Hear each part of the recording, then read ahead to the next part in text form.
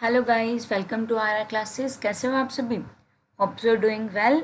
सो ये आप लोगों का क्लास 11th का हम लोग आज नेक्स्ट यूनिट स्टार्ट करने जा रहे हैं। होप सो आपको सब कुछ समझ में आ रहा है।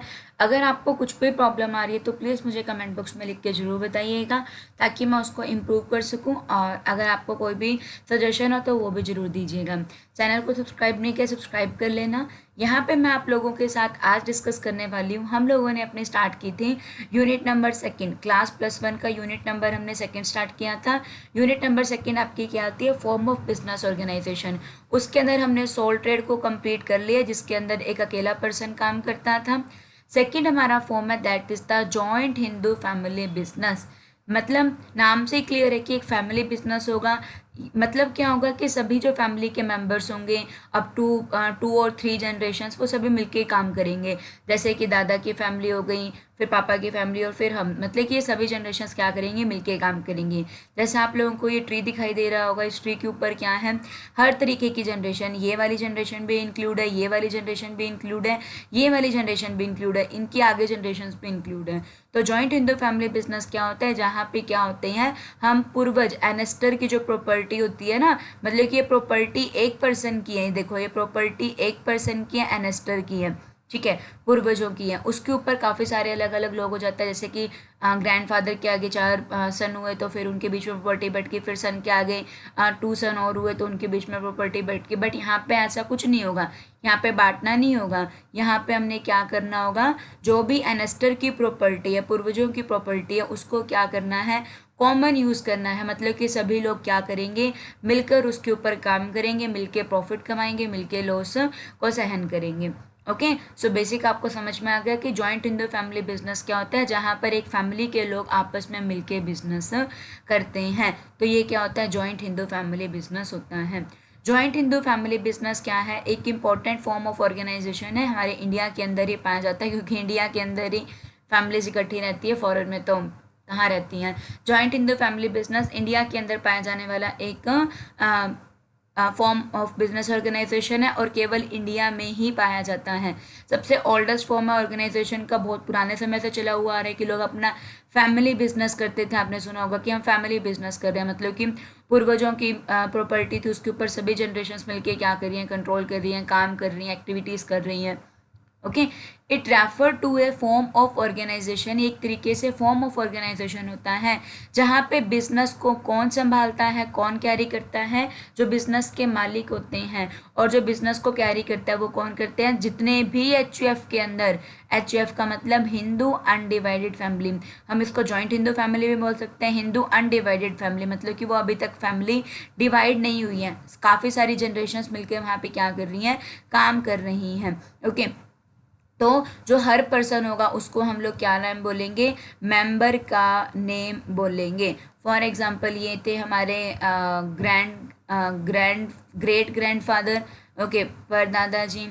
उनके आगे फिर मतलब कि 2 हमारे ग्रैंडफादर हो गए, ठीक है, 2 ग्रैंडफादर हो गए। उसके आगे फिर हमारे फादर और थ्री ब्रदर्स हो गए, तो फादर, चाचा, ताऊ, यहाँ पे भी फादर, चाचा, ताऊ। सो ये सभी लोग मिलकर काम कर रहे हैं, तो इसको हम क्या बोलते हैं? जॉइंट हिंदू फैमिली बिजनेस का नेम बोलते हैं। तो ये जितने भी पर्सन होंगे इनको क्या बोला जाएगा?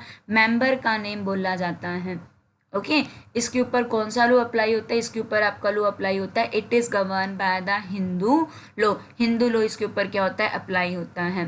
The basis of the membership, इसकी जो मेंबरशिप का बेस आपको मिलता है, जैसे कि अगर आप लोग बात करो कि कंपनी, अगर मैं कंपनी में बात करूं जो हम नेक्स्ट फॉर्म पढ़ेंगे ऑर्गेनाइजेशन की, कंपनी में क्या होता है? आप सभी ने शेयर मार्केट का नाम तो जरूर सुना होगा, चाहे आप +1 के अंदर अभी हो, लेकिन शेयर मार्केट का नाम तो हर किसी ने सुना होगा। तो जब लोग शेयर खरीदते हैं ना तो कंपनी के अंदर ऑनरशिप राइट मिलता है, मेंबरशिप मिलती है। लेकिन जॉइंट हिंदू फैमिली बिजनेस के अंदर कुछ भी शेयर खरीदने की जरूरत नहीं है, कुछ भी करने की जरूरत नहीं है। बस मुद्दा क्या है? आपको उस फैमिली में बर्थ लेना होगा, उस फैमिली के अंदर हिस्सा होना चाहिए। ओके, तो अगर आप लोग एचयूएफ के अंदर हिस्सा लेना चाहते हैं तो क्या बेसिस होता है? The birth is a basis. अगर आप उस फैमिली के अंदर बोर्न हो गए तो आप उस फैमिली के मेंबर बन जाओगे, उस जॉइंट हिंदू फैमिली बिजनेस का पार्ट बन जाओगे। तो यहाँ पर सभी के सभी मेंबर मिलके काम कर रहे हैं। अब इनको संभालने वाला भी कोई पर्सन होना चाहिए जो इनके सारी एक्टिविटीज़ को कंट्रोल करेगा। तो इनकी सारी एक्टिविटीज़ को कंट्रोल कौन करता है? जो बिजनेस होता है उसको कंट्रोल किया जाता है by the head of the family. जो फैमिली का हेड होता है वो क्या करता है? बिजनेस को कंट्रोल करता है। Who is the head of family? The head of family is known as the karta. जो परिवार का सबसे बड़ा मेंबर होगा, जैसे कि अगर ग्रेट ग्रैंडफादर है तो ये क्या माने जाएंगे? कर्ता माने जाएंगे। ये सारे बिजनेस को क्या करेंगे? कंट्रोल करेंगे। इन्हें हम कर्ता का नेम भी बोल देते हैं, इसमें हम मुखिया का नेम भी बोल सकते हैं। ओके, ये क्या होता है? कर्ता होता है, मुखिया होते हैं जो सारे बिजनेस को क्या करते हैं? कंट्रोल करते हैं। और हम इन्हें मैनेजर का नेम भी बोल सकते हैं। आप लोग चेक कीजिएगा, इसको अलग अलग नेम से बोला जाता है, दैट इज द कर्ता, मुखिया या फिर मैनेजर। जितने भी मेंबर होते हैं ऑर्गेनाइजेशन के अंदर उनके पास क्या होता है? इक्वल ऑनरशिप राइट होता है। मतलब कि सभी के पास इक्वल राइट है प्रॉपर्टी का, चाहे ये है, चाहे ग्रैंडफादर है, चाहे फादर है, चाहे चाचा, चाहे ताऊ है, सबके पास क्या होता है? इक्वल ऑनरशिप राइट होता है एनेस्टर की प्रॉपर्टी के ऊपर। इसीलिए इस मेंबर को हम लोग एक और नाम भी बोलते हैं, क्या बोलते हैं? को पार्टनर का नेम बोलते हैं। ध्यान से मेरी एक बात सुनना, अगर आप लोग जॉइंट हिंदू फैमिली बिजनेस की अगर बात करते हैं तो जॉइंट हिंदू फैमिली बिजनेस के अंदर ना दो चीज़ें मस्ट होनी चाहिए। एक तो क्या होना चाहिए? एनेस्टर की प्रॉपर्टी होनी चाहिए। एक क्या होना चाहिए? एनेस्टर की प्रॉपर्टी होनी चाहिए। मतलब कि कोई पूर्वजों की प्रॉपर्टी होगी उसी के ऊपर तो सभी लोग कंट्रोल करेंगे, बिजनेस करेंगे। एक तो एनेस्टर की प्रॉपर्टी होनी चाहिए एंड सेकंड क्या होनी चाहिए? को पार्टनर होने चाहिए। सेकंड क्या होनी चाहिए? को पार्टनरशिप होनी चाहिए। यहाँ पर क्या होता है, ध्यान से मेरी बात को सुनना, अब जितने भी मेंबर हैं बिजनेस के उनको तो हम मेंबर बोलेंगे, चाहे बिजनेस के अंदर फीमेल मेंबर हैं, चाहे मेल मेंबर हैं, चाहे कोई भी है। ओके, फीमेल मेंबर, अगर फीमेल मेंबर में क्या मतलब कि देखो ऐसे जैसे गर्ल हैं, अप टू द मैरिज वो गर्ल किसका हिस्सा बनेंगी? जॉइंट हिंदू फैमिली का हिस्सा बनेगी। बट मैरिज के बाद वो उस जॉइंट हिंदू फैमिली का हिस्सा नहीं रहेंगी। इसी तरीके से अगर कोई आप मतलब कि वाइफ आती है, किसी की भी वाइफ आती है तो वो भी जॉइंट हिंदू फैमिली का हिस्सा बन जाएंगी शादी के बाद में। ये याद रखना, जो फीमेल मेंबर होती हैं, अगर कोई गर्ल है तो आपको हाँ शादी के बाद उसका इस जॉइंट हिंदू फैमिली बिजनेस पे कोई हक नहीं रहता है। और अगर कोई वाइफ ऑर्गेनाइजेशन में आती है तो वो मेंबर बन जाती हैं। अब ये तो बात होगी सिंपल सी। अब जो ये फीमेल होती हैं इनको प्रॉपर्टी के अंदर कोई हिस्सा नहीं मिलता, ये केवल काम करते हैं, इनको प्रॉपर्टी के अंदर कोई हिस्सा नहीं मिलता है। तो कलेक्टिवली जितने भी male member, female member, minor members, जितने भी लोग काम कर रहे हैं उन सबको हम एक नाम बोलते हैं मेंबर। बट जो लोग प्रॉपर्टी के अंदर हिस्सा मांग सकते हैं, मतलब मेल मेंबर, जो लोग प्रॉपर्टी के अंदर हिस्सा मांग सकते हैं उनको हम लोग क्या बोलते हैं? को पार्टनर का नेम बोलते हैं। मेंबर सभी के लिए यूज होगा, एक को पार्टनर भी एक तरीके से मेंबर ही है, लेकिन हर मेंबर को पार्टनर नहीं है। मेरी बात समझ में आ रही है आप लोगों को? देखो, जो फीमेल होंगी वो मेंबर तो हैं, जो फीमेल हैं वो मेंबर तो हैं, लेकिन वो कभी प्रॉपर्टी के अंदर हिस्सा नहीं मांग सकती है। जो प्रॉपर्टी के अंदर हिस्सा मांगेगा उसको हम क्या बोलते हैं? को पार्टनर बोलते हैं। तो जितने भी पर्सन काम कर रहे हैं सबको एक नाम देना हो तो मेंबर। जो लोग प्रॉपर्टी के अंदर हिस्सा मांग सकते हैं वो क्या होते हैं? को पार्टनर मेंबर होते हैं। एक नाम और जोड़ दिया उनके आगे कि वो को पार्टनर मेंबर होते हैं। तो जितने मेंबर होते हैं उनको इक्वल ऑनरशिप राइट मिलता है प्रॉपर्टी के ऊपर, और जिनको प्रॉपर्टी के अंदर राइट मिलता है उन्हें क्या कहा जाता है? को पार्टनर का नेम बोला जाता है। होप्स आपको क्लियर हो गया होगा। नहीं क्लियर होगा प्लीज़ मेरे को कमेंट बॉक्स में लिख के ज़रूर बताइएगा कि मैम हो गया या फिर नहीं हुआ।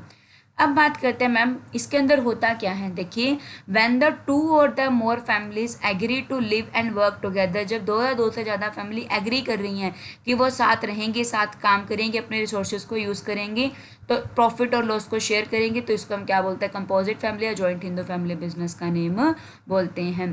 तो जॉइंट हिंदू फैमिली बिजनेस के अंदर मेन फोकस याद रखना, एक तो इन्वेस्टर की प्रॉपर्टी होनी चाहिए, पूर्वजों की प्रॉपर्टी होनी चाहिए।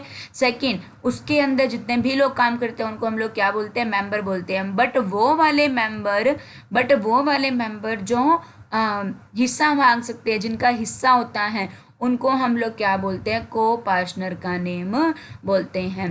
ओके। सो हिंदू जो लॉ है उसके 2 स्कूल है, एक स्कूल है आपका दया भागा, एक है आप लोगों का 2 स्कूल हिंदू लॉ के अप्लाई होते हैं, that is first is the Daya Bhag, second is the Mitakshara. Daya Bhag क्या होता है, मिताक्षरा क्या होता है, जो दया भाग है, जो दया भाग है, और सेकेंड क्या है आप लोगों का मिताक्षरा। दया भाग और मिताक्षरा, जो दया भाग है वो क्या पाया जाता है, हर जगह नहीं पाया जाता। जो दया भाग है वो हर जगह नहीं पाया जाता, वो कुछ कुछ एरियाज के अंदर पाया जाता है। दया भाग कहाँ पाया जाता है, बंगाल के अंदर, असम के अंदर और कुछ उड़ीसा के पार्ट के अंदर। कहाँ पाया जाता है, बंगाल के अंदर, असम के अंदर और सम पार्ट ऑफ उड़ीसा। बाकी जहाँ पे दया भाग अप्लाई होता है उसको छोड़ के रेस्ट ऑफ द कंट्री के ऊपर कौन सा अप्लाई हो जाएगा, मिताक्षरा अप्लाई हो जाएगा। पहले तो आपको ये बात क्लियर होनी चाहिए कि जो दया भाग होता है वो बंगाल, असम और उड़ीसा के सम पार्ट में अप्लाई होता है, और जो मिताक्षरा होता है वो बाकी कंट्री के ऊपर अप्लाई होता है। इन एरियाज को छोड़कर हर जगह पर अप्लाई होता है। होता क्या दया भाग और मिताक्षरा के अंदर, मिताक्षरा स्कूल ऑफ लॉ आपको ये कहता है कि एक पर्सन को, एक मेंबर को प्रॉपर्टी के अंदर राइट मिल जाएगा जैसे ही उस पर्सन का बर्थ होगा।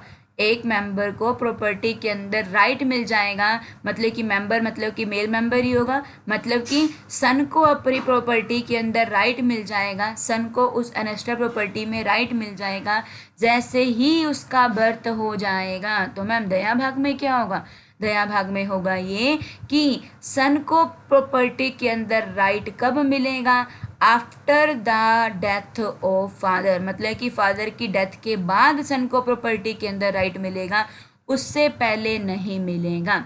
सो there are the 2 school of Hindu law, first is the Daya Bhag, second is the Mitakshara. Daya Bhag कहाँ अप्लाई होता है, बंगाल और असम में। मिताक्षरा कहाँ अप्लाई होता है, रेस्ट ऑफ द कंट्री में। मिताक्षरा लॉ के अकॉर्डिंग सन को राइट मिलता है by birth in the property of the joint Hindu family business, जैसे उसका बर्थ हो गया वैसे उसको राइट मिल जाएगा, जैसे सन बोर्न हो गया तो उसको राइट मिल जाएगा। लेकिन दया भाग के अंदर कब मिलता है, after the death of father. जो इसके अंदर जो बिजनेस को संभालते हैं, कंट्रोल करते हैं, मैनेज करते हैं, उन्हें क्या बोलते हैं, कर्ता या मैनेजर या मुखिया का नेम बोलते हैं। जो ये कर्ता होते हैं, कर्ता का सारा डिसीजन होता है, सारा कंट्रोल पावर किसके हाथ में होता है, कर्ता के हाथ में होती है। जितने भी डिसीजन होते हैं वो कर्ता लेता है अपनी फैमिली के साथ कंसल्ट करके, लेकिन माना वही जाता है जो कर्ता कहता है। और मोस्ट इम्पॉर्टेंट बात, आपको पता है अनलिमिटेड लायबिलिटी क्या होती है, जहाँ पे पर्सनल प्रॉपर्टी के ऊपर भी कब्जा कर सकती है। ओके, आपने पढ़ा था सोल ट्रेड के अंदर लायबिलिटी क्या होती है, अनलिमिटेड होती हैं। लेकिन यहाँ पे क्या हो जाएगा, जो करता है ना, करता, उसकी लायबिलिटी तो क्या है, अनलिमिटेड है, लेकिन जो बाकी अदर मेंबर्स हैं उनकी लायबिलिटी क्या होती है, लिमिटेड होती है।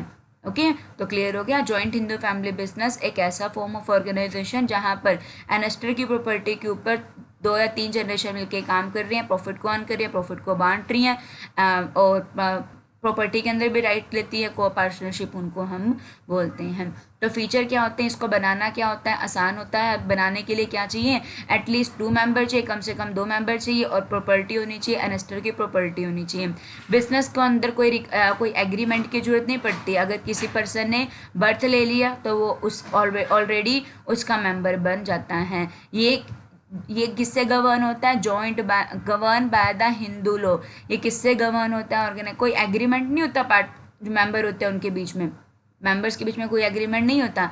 कल आप लोग पढ़ोगे पार्टनरशिप, वो एक इंटरेस्टिंग कंसेप्ट रहने वाला है, सोल ट्रेड की तरह ही है। ये कम आपका ऑर्गेनाइजेशन के अंदर यूज़ होता है, बट चलो हमारे सिलेबस में तो हमें पढ़ना पड़ता है। बट जो आपके फेमस हैं वो 3 ही है, एक है आपका सोल ट्रेड, एक है आपकी पार्टनरशिप, और थर्ड क्या है, कंपनी। कंपनी तो बहुत अच्छी इंटरेस्टिंग चीज़ है, खेल है कंपनी पूरा। सो जो फॉर्मेशन होती है उसको जो हिंदू, ये किसके अकॉर्डिंग काम करती है, हिंदू लॉ के अकॉर्डिंग काम करती है। कौन सा एक्ट अप्लाई होता है इसके ऊपर, हिंदू सक्सेशन एक्ट 1956 अप्लाई होता है। लायबिलिटी, कर्ता की लायबिलिटी अनलिमिटेड, कर्ता की लायबिलिटी अनलिमिटेड, लेकिन जो मेंबर होंगे उनकी लायबिलिटी क्या होगी, लिमिटेड होगी। सारा का सारा कंट्रोल, सारा का सारा डिसीजन किसके हाथ में होगा, कर्ता के हाथ में होगा। बिजनेस क्या रहेगा, कंटिन्यू रहेगा। देखो मैंने आपको सोल ट्रेड के अंदर बताया था कि अगर एक पर्सन की क्या हो जाती है, वो पागल हो जाता है, उसकी डेथ हो जाती है, या फिर वो बीमार हो जाता है, तो उसका बिजनेस 3-4 दिनों के लिए बंद रह जाता है, या फिर हमेशा के लिए बंद हो जाता है। लेकिन यहाँ पर ऐसा कुछ नहीं होता, क्योंकि सारे डिसीजन कौन ले रहा है, कर्ता ले रहा है। कर्ता कौन होता है, जो फैमिली का सब सबसे बड़ा मेंबर होता है, the eldest member of the family is known as the karta. अगर अब उस एल्डेस्ट मेंबर की डेथ हो चुकी है तो नेक्स्ट एल्डेस्ट मेंबर बन जाएगा। फॉर एग्जांपल ग्रेट ग्रैंडफादर की डेथ हो गई तो ग्रैंडफादर कर्ता बन जाएंगे, है ना। सो यहाँ पे ऐसा कुछ नहीं होगा, ग्रैंडफादर बिजनेस बन जाएंगे और बिजनेस का चलता रहेगा, ग्रैंडफादर कर्ता बन जाएंगे और बिजनेस लंबे टाइम तक चलता रहेगा। यहाँ पे माइनर भी पार्टनर बन सकता है, माइनर भी पार्टनर बन सकता है, ये आपको ना थोड़ा सा समझना पड़ेगा। माइनर क्या होता है? माइनर एक ऐसा पर्सन जिसकी एज अभी 18 से कम है। ओके, अब जिसकी एज 18 से कम है वो उसको हम लोग क्या बोलते हैं? माइनर बोलते हैं। हम बोलते हैं ना वोट देने नहीं जाना, 18 से कम वाले होते हैं, आप सभी माइनर हो, आप वोट नहीं दे सकते हो, तो आप लोग क्या हो? माइनर हो। सो अगर मैं बात करूँ पार्टनरशिप में, जो आप सेकेंड फॉर्म बिजनेस का करोगे, वहाँ पे क्या होता है कि एक माइनर को आप पार्टनर नहीं बना सकते हो। बस एक बात याद रखना, जॉइंट हिंदू फैमिली बिजनेस के अंदर माइनर जो 18 से कम का है वो भी पार्टनर बन सकता है, वो भी एचयूएफ का मेंबर बन सकता है। बर्थ होते तो मेंबर बन जाएगा, तो माइनर तो बन ही बन सकता है ना। बर्थ होते ही आपको राइट मिल जाएगा। सो बेसिकली यहाँ पे डिफ्रेंशिएट किया जाता है कि पार्टनरशिप के अंदर जो होता है वो 18 साल से कम के पर्सन को हम पार्टनर नहीं बना सकते हैं, 18 साल से कम को हम पार्टनर नहीं बना सकते हैं, लेकिन जॉइंट हिंदू फैमिली बिजनेस में बन सकता है। ओके, इसको बंद कैसे किया जाएगा? डिसोल्यूशन। डिसोल्यूशन का मतलब क्या होता है? इसको ख़त्म कैसे करेंगे या फिर इसको बंद कैसे करेंगे? तो इसको बंद करेंगे, कोई लो तो गवर्न कर ही नहीं रहा, मतलब कि लो है वैसे इसका, आपने पढ़ा कि joint govern by the Hindu low, Hindu succession act आप लोगों ने पढ़ा, हिंदू सक्सेशन एक्ट 1956 के अकॉर्डिंग ये काम करते हैं। लेकिन अगर इसको बंद करने की बारी आती है तो सभी मेंबर, अपने फैमिली के जितने मेंबर्स होंगे वो अपनी इच्छा से, भाई चलो अब हम फैमिली बिजनेस नहीं करते हैं, अलग अलग बिजनेस करते हैं। सो मेंबर अपनी इच्छा से बिजनेस को बंद कर देंगे। The joint Hindu family business can be dissolve only at the will of all the members. सभी मेंबर्स रेडी होने चाहिए, चलो अब हम अलग अलग काम करेंगे, तो जॉइंट हिंदू फैमिली बिजनेस क्या हो जाएगा? बंद हो जाएगा। So basically joint Hindu family business एक ऐसा बिजनेस होता है जहाँ पे इन्वेस्टर की प्रॉपर्टी के ऊपर सभी को पार्टनर का राइट होता है, सभी मेंबर मिलके काम करते हैं। ऑर्गेनाइजेशन के अंदर सबसे बड़ा मेंबर होता है, उसको कर्ता बुलाते हैं, मुखिया बुलाते हैं, कर्ता की लायबिलिटी अनलिमिटेड होती है। ये गवर्न करता है हिंदू लॉ के अकॉर्डिंग, हिंदू सक्सेशन एक्ट 1956 के अकॉर्डिंग ये काम करता है। और जितने भी चीज़ें होती हैं उनको बनाना आसान होता है। एक पर्सन को राइट कैसे मिल जाता है प्रॉपर्टी के अंदर? By the virtue of birth से ही मिल जाता है। कौन से वाले स्कूल में? मिताक्षरा के अंदर, ठीक है। दया भाग में कब मिलता है? फादर की डेथ होने के बाद। So thank you.